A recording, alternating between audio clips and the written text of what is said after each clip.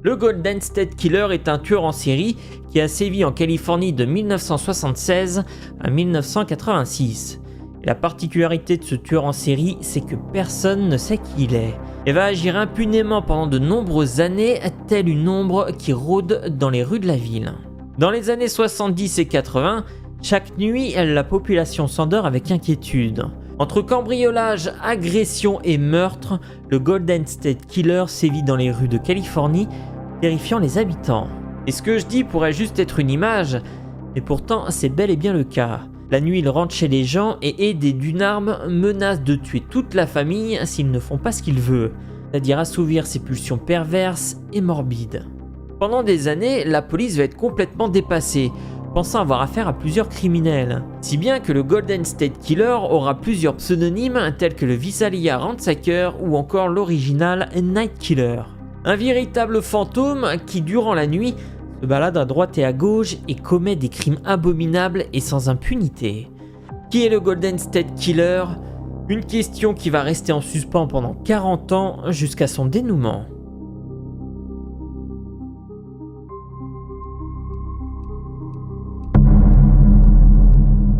Visalia est une petite ville de l'ouest américain et située en Californie. Une ville calme et paisible où il ne se passe rien de bien inquiétant. Pourtant, c'est dans cette petite ville qu'un mystérieux individu réalisera une série de cambriolages. Telle une ombre insaisissable, entre 1974 et 1976, l'individu qui va être surnommé le Visalia Ransacker va commettre pas moins de 120 cambriolages à Visalia et dans ses alentours. Mais ce qui est troublant et qui dénote avec d'autres cambrioleurs, c'est qu'à chaque fois les gains matériels étaient tout dérisoires. Très méthodique dans sa façon de procéder, il passait du temps à observer ses futures victimes. Et une fois qu'il était sûr que personne ne se trouvait à l'intérieur, il pénétrait dans la maison. Et pour être sûr de ne pas être pris en flagrant délit, il avait une méthode bien rodée. Il laissait des assiettes, du verre ou encore des bouteilles derrière les portes ou sur les poignées de porte. Ainsi, si quelqu'un venait, le bruit du verre tombant au sol et se cassant l'alertait instantanément. De plus, il avait toujours la possibilité de partir par une fenêtre dérobée. Une fois à l'intérieur et sûr de ne pas être dérangé, il saccageait les possessions du propriétaire. Puis il se rendait dans la chambre à coucher où il éparpillait dans toute la maison les sous-vêtements de ses victimes, en particulier celles des femmes. Mais le plus surprenant, c'est qu'il ignorait complètement les biens de valeur. Il laissait les bagues en diamant, les colliers ou encore les bijoux pour vider les tirelires et prendre de l'argent en espèces, et s'il avait de la chance, les armes à feu. Au vu de ses agissements, le Visalia Ransacker était un cambrioleur assez particulier. En plus de choisir des objets à valeur émotionnelle, mais faibles en valeur financière, il avait d'autres singularités. En fait, tout portait à croire que le Visalia Ransacker ne s'intéressait pas à l'argent, mais à toute autre chose. Ce qui l'intéressait, c'était de montrer à ses victimes qu'il était passé. Il avait besoin de montrer sa puissance, sa domination et que l'espace d'un instant, leur maison lui appartenait. Qu'il avait réussi à pénétrer dans l'intimité de ses victimes et qu'il déambulait chez eux comme il le souhaitait. Et cette idée l'excitait au plus haut point. Et ce n'est pas qu'une image, puisque la police a retrouvé des traces de spermatozoïdes dans les sous-vêtements de ses victimes. Mais seulement, le Visalia Ransacker ne va pas s'arrêter juste à ça, car cette toute-puissance l'excite et va continuer à en jouer. Si bien qu'après les cambriolages, il téléphonera à ses victimes pour leur dire qu'il était toujours là et qu'un jour, il viendrait les tuer. Au début de ses activités criminelles, cet homme qui rôde la nuit n'est encore ni un prédateur, ni un assassin aux mains tachées de sang. Il est juste considéré comme un cambrioleur pervers qui aime juste rentrer chez les gens en leur absence et à leur faire peur. Et puis, dans la nuit du 11 septembre 1975, il bascule dans la violence pure. Claude Snelling, professeur de journalisme de 45 ans, vérifie une dernière fois les portes avant d'aller se coucher. Et s'il fait particulièrement attention, ce n'est pas pour rien. Faut dire que plus tôt cette année, au début du mois de février 1975, il avait déjà chassé un rôdeur. Un homme était en train de regarder sa fille, Bess, âgée de 16 ans, depuis la fenêtre de sa chambre. En août 1975, la même chose, la même situation. L'ombre était là, à la fenêtre et la regardait. Une situation forcément inquiétante qui se reproduit plusieurs mois après. Donc forcément, Claude Snelling était très prudent. Le 11 septembre 1975, vers 2 h du matin, des bruits étranges tirent Claude Snelling du lit. Sur la pointe des pieds, il voit que sa fille n'est plus dans sa chambre et entend du bruit à l'extérieur. Et là, il voit l'horreur. Snelling découvre un homme portant une cagoule qui tente ni plus ni moins d'enlever sa fille. Cette dernière est paniquée, paralysée par la peur et l'inconnu la menace avec un poignard. Face à cette scène, l'instinct du père de Bess prend immédiatement le dessus et sans réfléchir, il se jette sur lui. Malheureusement, l'homme en face de lui n'hésite pas. Armé d'un revolver, il lui tire 2 balles dans le corps et le poignarde avant de s'enfuir. Et c'est en titubant mais soulagé d'avoir sauvé sa fille que Snelling rentre chez lui. Il mourra dans les bras de sa femme quelques minutes plus tard. Le lien entre le Visalia Rantzaker et ce crime va être fait car la douille utilisée pour abattre Claude Snelling correspond à une arme piquée lors d'un des vols. Ce qui veut dire aussi que le Visalia Rantzaker monte d'un cran dans sa criminalité. Après le meurtre de son père, Bess Snelling donnera un maximum d'informations sur l'individu. Un portrait robot sera partagé et une récompense de 4000 $ sera offerte. Mais malgré tout cela, rien. Le Visalia Rantzaker continue de rôder. À la différence que toute la ville est maintenant au courant et que la population de Visalia le cherche tout autant que la police. Et c'est justement ce qui va provoquer une nouvelle tragédie. Toujours en 1975, le 11 décembre, soit 3 mois après la mort de Claude Snelling, le Visalia Rantzaker recommence. Aux alentours de 20h30 et en proie à une nouvelle victime, il s'aventure dans un passage pour accéder à la cour arrière d'une maison. Sauf qu'un imprévu va se produire. Il tombe nez à nez en face du détective William McGowan. Pris au piège, il feinte de se rendre. Seulement, dès que l'agent s'approche, il sort un revolver et tire sur la lampe torche de McGowan. Des éclats arrivent sur son visage, le blessant à l'œil, puis il s'écroule au sol. Et le temps qu'il réalise ce qu'il se passe, le Visalia Rantzaker avait sauté la clôture et disparu dans l'obscurité. Pour la première fois, la police était à 2 doigts de mettre la main sur lui et à mettre fin à ses agissements. Et après cet incident, le Visalia Rantzaker ne fera plus jamais parler de lui. En tout cas, pas sous ce pseudonyme. À partir de 1976, l'appel du mal est trop fort. Après 2 ans à jouer au cambrioleur du côté de Visalia, c'est du côté de Sacramento que le Golden State Killer va aller plus loin. Désormais, il va délaisser les cambriolages pour s'intéresser aux femmes et assouvir ses pulsions criminelles. Durant 3 ans, il fera régner la terreur dans 3 villes de l'est de Sacramento. C'est d'ailleurs ce champ d'action bien circonscrit qui lui vaudra un nouveau surnom. Son mode opératoire était assez simple et similaire à ce qu'il faisait avant. Pendant plusieurs jours, voire des mois, il épiait ses victimes afin de déterminer leurs habitudes. Et ensuite, une fois qu'il savait où et quand elles étaient seules, il attendait la nuit patiemment qu'elles s'endorment. Il ne lui restait plus alors qu'à casser une fenêtre et à rentrer. Entre 1976 et 1979, il y aura plus d'une 50aine de femmes qui subiront les perversions de ce prédateur. Mais le lien entre les événements de Visalia et des quartiers est de Sacramento ne seront pas tout de suite faites. Par ailleurs, s'il laisse ses victimes en vie, il n'hésitera absolument pas à tuer tous les témoins gênants, comme Cathy et Brian Major. Le soir du 2 février 1978, alors qu'il fait du repérage, il tombe malencontreusement sur Brian et Cathy qui promènent leur chien. Pris sur le fait et après un affrontement avec Brian, qui est sergent de l'armée de l'air américaine, il utilise son arme pour abattre froidement le couple. En perte de temps, il rebrousse chemin et s'évapore de nouveau dans la nature. À un moment donné, il va changer de processus et va encore monter d'un cran dans sa perversion. C'est pourquoi qu'à partir de 1977, il commence à attaquer des couples. Là encore, il repère les habitudes de ses futures victimes bien avant. Il utilise même du répulsif pour chien afin d'éviter d'être repéré par les aboiements. Et pendant que ses victimes dorment, il entre dans la maison, les réveille avec le faisceau lumineux de sa lampe torche et les menace de mort en cas de bruit. Là, il demande à la femme de ligoter son compagnon avant d'abuser d'elle sous les yeux de leur mari. Mais seulement, ce n'est pas tout. Quand le Golden State Killer s'infiltrait chez les gens, il avait pour habitude de se mettre à l'aise. Pendant que ses victimes étaient attachées et qu'il n'avait aucun moyen de fuir, il en profitait pour s'installer. Il buvait des bières, regardait la télé, se servait dans le réfrigérateur.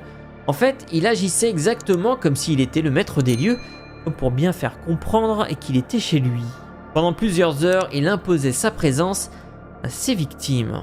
Mais loin de s'arrêter là, le Golden State Killer était aussi un virtuose de la torture psychologique. Parfois, il se mettait dans un coin sombre et faisait croire à ses victimes qu'il était parti. Quand ces derniers baissaient la garde, il sortait de sa cachette, respirait lentement à leur cou et laissait glisser son couteau sur leur peau. Donner l'illusion d'être parti est une mise en scène cruelle mais très efficace. Car une fois qu'il en avait fini, et sans faire le moindre bruit, il laissait ses victimes dans l'incertitude et la confusion la plus totale, ne sachant pas s'il était parti ou non. Pour ne pas être repéré, il partait par l'arrière des maisons avant d'enfourcher une bicyclette très souvent volée. Mais pour les victimes seulement, cela ne va pas s'arrêter là, puisqu'il prenait un malin plaisir à leur téléphoner et leur dire qu'il viendrait les chercher, jouant à les persécuter et à les détruire psychologiquement. À partir de 1979, du côté de Sacramento, les crimes et les agressions du Golden State Killer finiront par s'arrêter. Et quelques temps plus tard, dans le sud de la Californie, des crimes similaires arriveront. Avec une différence, c'est que cette fois-ci, il tue ses victimes. Le 1er octobre 1979, dans une résidence de la ville de Goleta, le Golden State Killer, qui va être surnommé pendant cette période l'Original Night Stalker, va pénétrer dans la résidence d'un couple. Toujours en menaçant de les tuer s'ils ne font pas ce qu'il dit, il ordonne au couple de s'attacher mutuellement.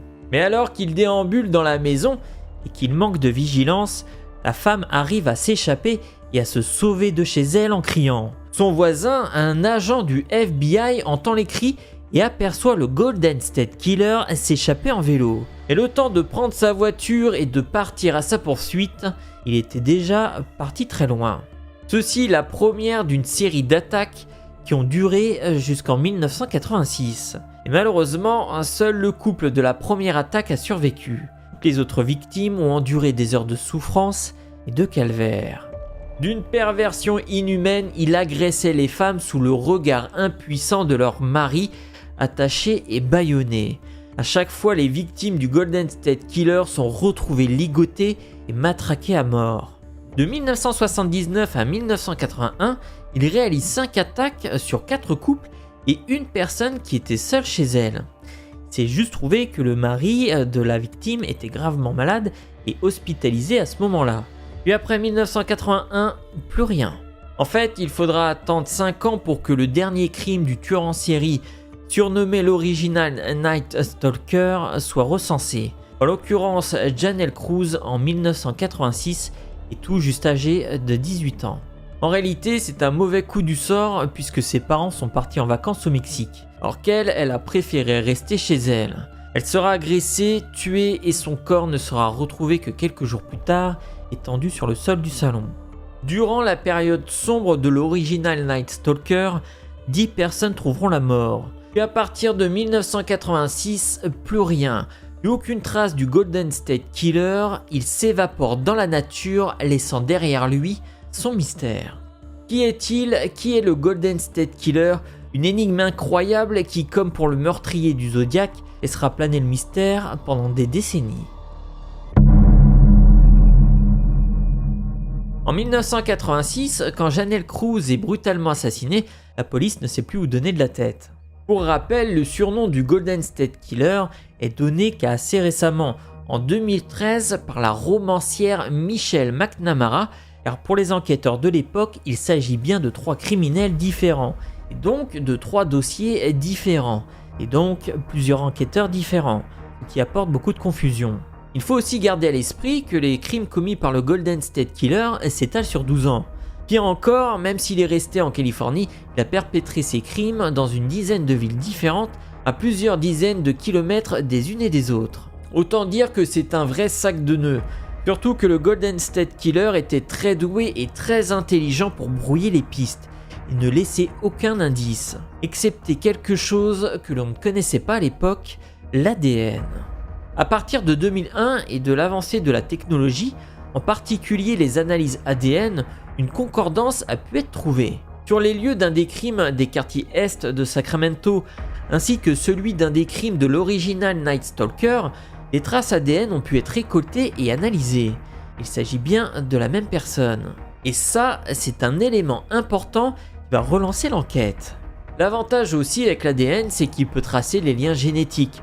Par exemple, il peut révéler des liens de familiarité, à partir du moment où les personnes sont enregistrées. La police va donc chercher dans ses bases de données et voir si un criminel correspond de près ou de loin à l'ADN retrouvé sur les lieux des crimes. Mais malheureusement, ce n'est pas aussi simple. Déjà parce qu'au début des années 2000, c'est une technologie toute nouvelle. Les bases de données sont pas très remplies.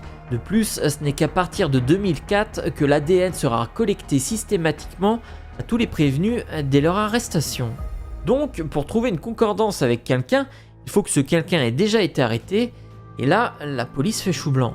Mais avec le temps et l'apparition des sites internet qui permettent grâce à l'ADN de refaire son arbre généalogique, il y aura de plus en plus de données. Dans les années 2010, les recherches généalogiques ont le vent en poupe. Bon nombre de personnes voulant connaître leurs origines envoient leur échantillon ADN pour être analysé. Et c'est grâce à l'un de ces sites qui sont en réalité une énorme banque de données et d'informations que des enquêteurs vont avoir une piste. Car après vérification, environ 25 cousins au 3e degré de la famille du tueur en série sont enregistrés. En fait, ce sont des personnes qui ont un arrière-arrière-grand-père en commun au Golden State Killer. Et c'est là que va commencer un véritable travail de fourmi. En fonction du sexe, de l'âge, de la famille, de savoir si la personne vivait du côté de Sacramento au moment des faits ou pas, etc., etc., ça va être une fouille minutieuse qui va durer pas moins de 4 mois et comprenant pas moins de 1000 personnes où petit à petit les noms s'effacent les uns après les autres jusqu'à une personne, un homme à la retraite qui vit du côté de Sacramento. Mais encore une fois, ce n'est pas aussi simple. On n'arrête pas une personne sur une supposition. Il faut être sûr que c'est lui et donc il faut pouvoir récolter son ADN pour le confondre avec celui du tueur. C'est pour ça qu'en 2018, un échantillon ADN va être discrètement prélevé sur la poignée de la porte de la voiture du suspect. Et plus tard, un autre échantillon va être prélevé sur un tissu trouvé dans une poubelle. Les deux prélèvements sont ensuite comparés à celui du Golden State Killer et le résultat affiche 99,99%. Tous les doutes sont levés, l'ADN avait parlé, le Golden State Killer a été arrêté. Le 24 avril 2018, la police du comté de Sacramento arrête Joseph James Jr. DeAngelo, alors âgé de 72 ans. Dans la voiture qui l'emmène au poste de police, il aurait dit « Mais j'ai vécu une bonne vie, je l'ai repoussé ». Comme si au bout du compte, il savait que cela allait arriver un jour ou l'autre, et parlant de lui à la troisième personne, comme si le Golden State Killer était son alter ego, à l'instar d'un Dr Jekyll et Mr Hyde. Mais au bout du compte, qui est vraiment Joseph James DeAngelo ? Eh bien au bout du compte, DeAngelo semble avoir eu une enfance plutôt calme et modeste. En fait, les premiers signes de psychopathie vont se révéler au lycée. En effet, lors de son procès, le procureur est parvenu à démontrer qu'il torturait et tuait fréquemment des animaux durant son adolescence. Une fois son baccalauréat en poche, DeAngelo rejoint l'armée américaine et s'envole pour le Vietnam. Il servira son pays en tant que contrôleur à bord du cruiser USS Canberra, puis du destroyer Thunder USS Piedmont. De retour aux États-Unis, DeAngelo cherchera sa voie pendant 2 ans. Finalement, en 1968, il décide de rejoindre l'université Sierra de Californie, dont il sortira avec un diplôme en sciences policières. En 1971, il entre à l'université d'État de Sacramento, au sein de laquelle il obtient une licence en justice criminelle. S'en suivront des cours professionnels, un entraînement spécial et 32 semaines de stage au sein de la police de Roseville. Vous l'avez compris, Joseph James DeAngelo est un ancien policier, ce qui explique ses connaissances avancées pour disparaître, brouiller les pistes et ne laisser aucune trace. Il rejoint la police d'Exeter en 1973 alors qu'il n'a que 28 ans, ville située à seulement 10 minutes en voiture de Visalia. A noter que les premiers agissements du Golden State Killer commencent 1 an plus tard en 1974. De plus, le service où est affecté DeAngelo est une unité spécialisée dans le cambriolage. Donc, si ça se trouve, il avait peut-être même enquêté sur lui-même. En tout cas, il était assez facile pour lui de savoir où en était l'avancement sur l'enquête sur le Visalia Rentseker. Il y restera jusqu'en 1976 avant d'être redéployé dans la ville de Auburn, située à 35 minutes au nord-est de Sacramento. D'ailleurs, et vous l'avez sans doute deviné, c'est aussi à cette période-là que les crimes des quartiers est de Sacramento vont commencer. DeAngelo quitte la police en 1979 pour avoir été pris en flagrant délit de vol à l'étalage. Il aurait essayé de voler un marteau et du répulsif pour chien. En foi de quoi, il a été condamné à 6 mois de probation avant d'être licencié. 1979, c'est également l'année où les crimes de l'original Night Stalker vont débuter. Par la suite, son parcours professionnel est un petit peu confus. Ce qui est sûr, c'est qu'en 1990 et jusqu'à son départ à la retraite en 2017, il travaillera en tant que mécanicien dans un centre de distribution près de Sacramento. Du côté familial, DeAngelo aura eu une vie normale. Père de famille, il est resté marié jusqu'à son divorce en 2019, un an après son arrestation. Mais ce qui est intéressant de regarder, c'est qu'il est père de 3 filles. Sa première fille est née en 1981, date à laquelle les crimes cesseront avant le dernier en 1986, date à laquelle il aura une seconde fille. Est-ce que le fait de devenir père de famille ait provoqué un changement dans sa personnalité et par la même occasion l'arrêt de ses crimes, avant de reprendre une toute dernière fois en 1986 et sans doute provoqué par une pulsion? Ça reste une hypothèse assez intéressante. A noter aussi que ces 3 filles n'ont jamais été abusées et l'ont même soutenu pendant le procès, disant qu'il était un bon père de famille aimant. Lors du procès, et étant donné que les délais de prescription pour les agressions et les cambriolages du Visalia Rentseker étaient dépassés, DeAngelo n'a pas été poursuivi pour ses crimes. En revanche, il a été accusé de 13 meurtres au premier degré et de 13 chefs d'enlèvement avec intention de voler et admet avoir commis des dizaines d'agressions ainsi que d'autres infractions. Pour éviter la peine de mort, il avouera et plaidera coupable. Le 21 août 2020, Joseph James Jr. DeAngelo, alias le Golden State Killer, écope de 11 peines de prison à vie. Il est placé en détention dans une prison d'État de la Californie. Selon toute vraisemblance, il n'en sortira jamais. J'espère que cette vidéo vous a plu. Si c'est le cas, n'hésitez pas à la partager et à mettre un pouce bleu. Et si vous êtes nouveau et que vous voulez pas louper les prochaines vidéos, vous pouvez vous abonner en cliquant ici. Et si vous voulez voir une nouvelle étrange histoire, vous pouvez cliquer juste là. Quant à moi, je vous dis à très bientôt.